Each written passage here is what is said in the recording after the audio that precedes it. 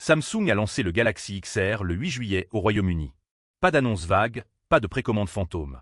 Le produit est en vente, avec un prix et des spécifications confirmées. Voici ce que les démonstrations officielles montrent réellement, sans exagération. D'abord, l'écran. Le Galaxy XR utilise deux panneaux micro-OLED, un pour chaque œil, avec une résolution 4K par écran.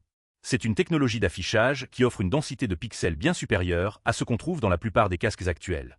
L'objectif affiché, un confort visuel pour lire du texte, regarder des vidéos et travailler avec des fenêtres virtuelles. Ensuite, la plateforme. Le casque est propulsé par un Snapdragon XR2 Plus deuxième génération, un processeur conçu pour la réalité mixte. 16 Go de mémoire vive, 256 Go de stockage. Ce sont des chiffres solides pour un produit de cette catégorie. Autonomie. Samsung annonce environ 2 heures et demie d'utilisation active. C'est honnête, et c'est dans la moyenne des casques autonomes de cette génération.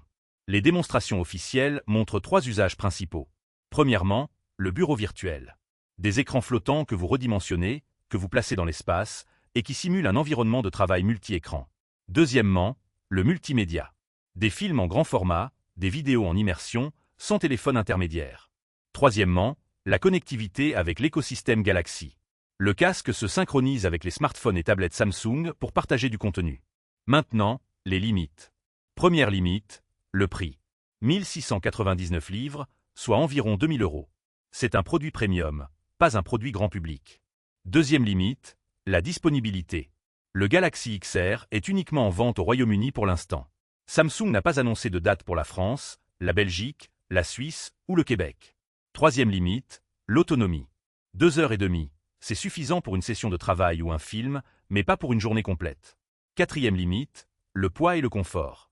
Les démonstrations ne montrent pas l'usage prolongé, et le confort sur plusieurs heures reste à vérifier. Ce qu'il faut retenir, le Galaxy XR existe, il fonctionne, et il ne prétend pas être ce qui n'est pas Samsung ne promet pas la révolution, mais un produit de productivité et de multimédia. Pour les francophones, la question n'est pas de savoir si le produit est bon, mais quand il sera disponible et à quel prix dans votre devise. Surveillez les canaux officiels Samsung pour les annonces de disponibilité.